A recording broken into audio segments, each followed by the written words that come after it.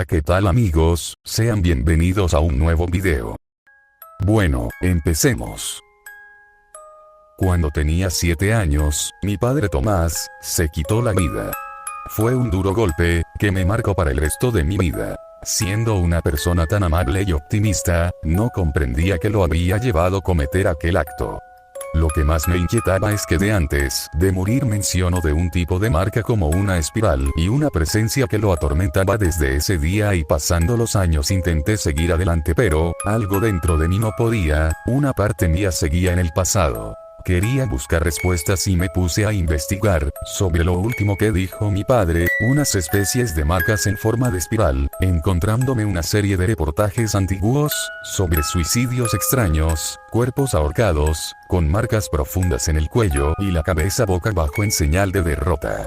Cada uno de ellos mencionando, poco antes de morir, escuchar voces, susurros, que le hablaban en sueños, momentos donde somos más perceptibles. Buscando más a fondo la misteriosa marca, tenía conexión con el mundo espiritual, un vínculo que forzaba a sus víctimas a quitarse la vida. De repente, sentí un dolor punzante en mi muñeca y vi como una marca comenzaba a formarse.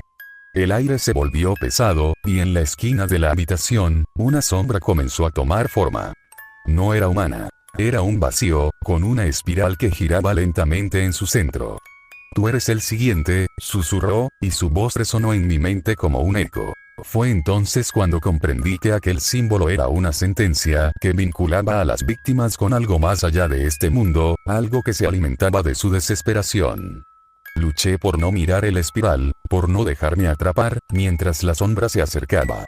Grité con todas mis fuerzas, y la figura se desvaneció, pero la marca quedó. Desde esa noche vivo con miedo.